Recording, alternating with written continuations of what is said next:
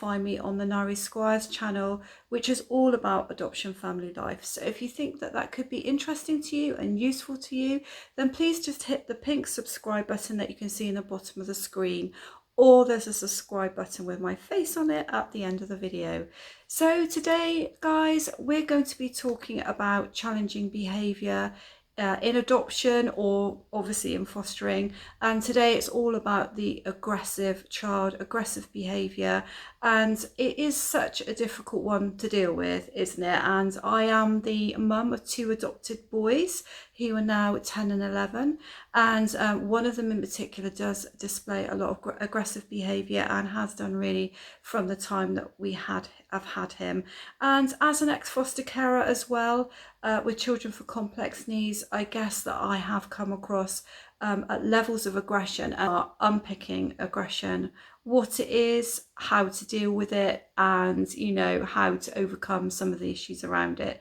So aggression, why do children that come into care or who are adopted, why do they sometimes become aggressive and become aggressive very quickly and become out of control? So there are reasons why this may happen, and the first of those reasons is of course because they may have seen aggressive behaviour in the home by way of domestic violence or other things going on in the home, and so for them, to a certain extent, there is a normalisation around aggressive behaviour, and it might well be that if one of the parents has become aggressive to the other, so if it's male to female or female to male or whatever it is, whatever they've seen, then you might actually find that this is played out a little bit with the child that you're caring for. And I know that that has been our experience, that actually the boys are potentially more respectful of my husband and less respectful of me. And obviously over the years we've been working on that, guys,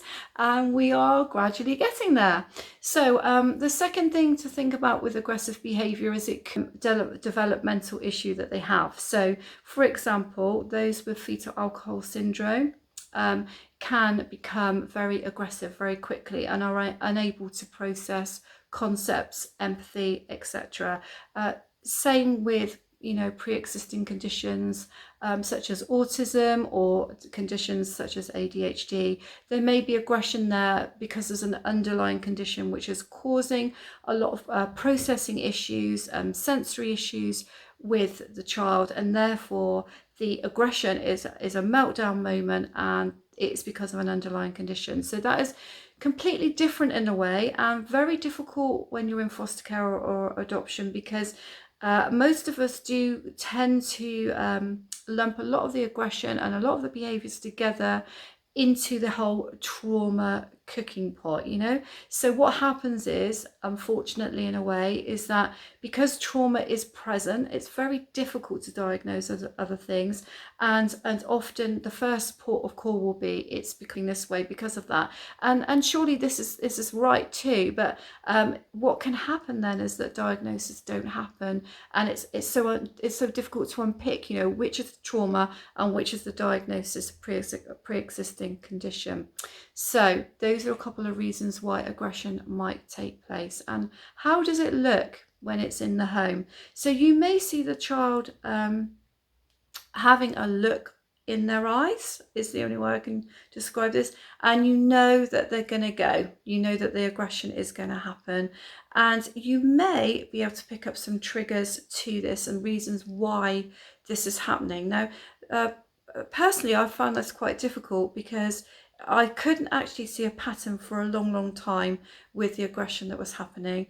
I knew it was trauma related, much of it, and also there were other things going on as well from their history. We've got to know the boys, we have worked that out more and more. So triggers could be those things which cause them fear and anxiety, and you may not be picking up on what's going on in their minds, in their little lives, but it might well be that something that's happened has triggered that fear and anxiety, and the way that some children deal with that is to withdraw, and that's potentially could be the more avoidant child, which I will cover in another video, or they may become very demonstrative and aggressive, and that's the way that they're dealing with the trauma and the trigger. So you might see that look and you might know that it's going to happen. However, you might actually find that it comes from nowhere, or seemingly comes from nowhere, and you may find that you started off with a child through adoption and they weren't aggressive, and as time goes on they develop aggression, and this is the cause of a lot of adoption breakdowns when aggression becomes too much to handle, particularly for children that have experienced domestic violence. The research tells us that aggression can develop later. Can, not necessarily will, can. So this has, and in our situation, one of the boys, it's always been there. It's always come out in different ways, but it's always been there. So we thought of some of the reasons why. We thought of how you might notice it starting, and now we're going to say, okay, so what happens when you have one of these episodes? And it's quite frightening when children become very aggressive. I think it's underestimated how much damage this can do to the carer, the adopter or foster carer, and how traumatic it can be for them. And sometimes we guys, we need nurturing too, and maybe you need somebody like me to tell you it's okay to feel anxious when this happens. I know one of the things that I said when I went into fostering was that I didn't want a child that showed a lot of aggression, because my history, there was a lot of domestic violence in my history, which there are other videos on the channel chartering, you know, my experiences. So I didn't want a child that was going to show lots of aggression, and that really worried me more than lots of other things. I felt I could cope with a lot of other things, but not that. So I do actually find it quite intimidating when our son starts on his pathway of aggression. Fortunately, we are doing better with it now, but we've had many years of it where there are uncontrollable meltdowns, is the only way that I can explain it.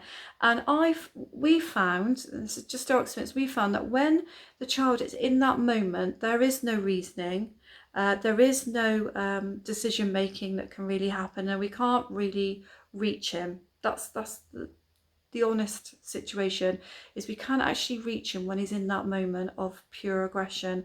And if you've listened to my video on our adoption story, you will know that the boys' adoption broke down and they came back to us as foster carers, and we had to resettle them back in to our lives. And that was at the point where the aggression was at its most serious, and I got hurt lots of times, and I'm pretty sure my husband did too, and it was very difficult to know what to do with a child who was that aggressive and was going to put us in that position where we actually didn't feel safe many times.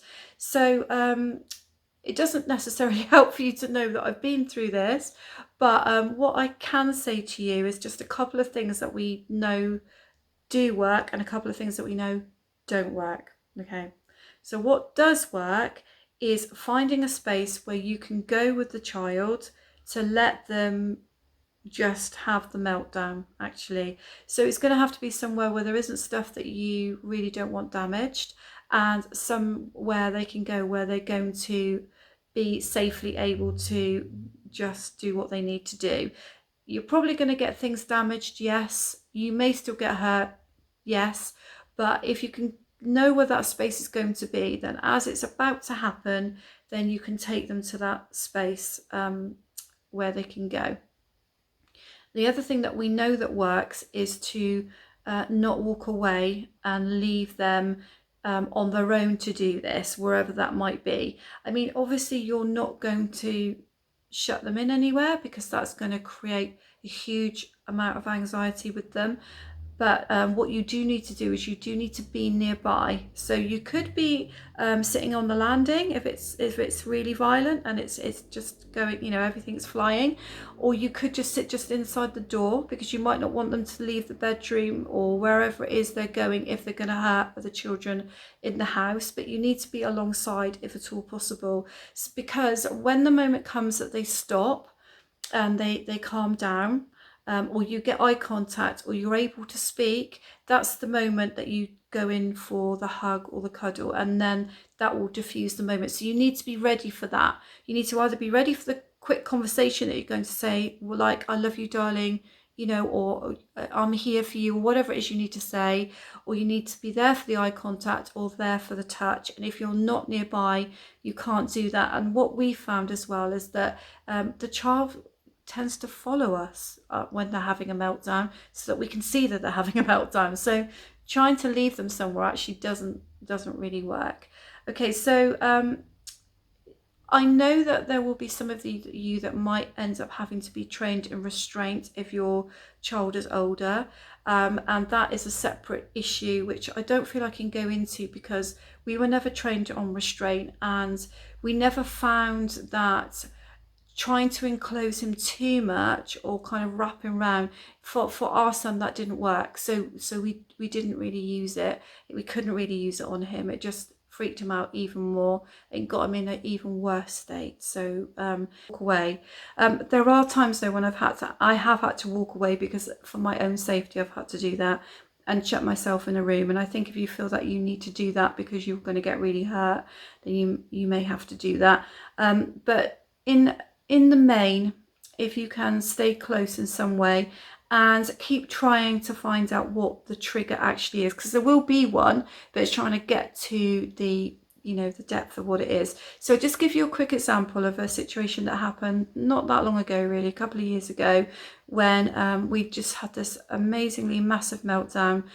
Things were flying across the house and I didn't feel safe, I didn't really know what it was or why it was going this badly, and it was a horrendous evening. Could not calm him down. So I decided to take him out in the car for a drive, and strangely he did start calming down quite quickly when I did that. So I wonder whether it was the feeling more safe in the car, I don't know. And I kept on saying, what's wrong? There's clearly something wrong. And he didn't want to talk about it. So I kept driving around, and then we'd stop off at a place, and then he'd start off again and keep driving around.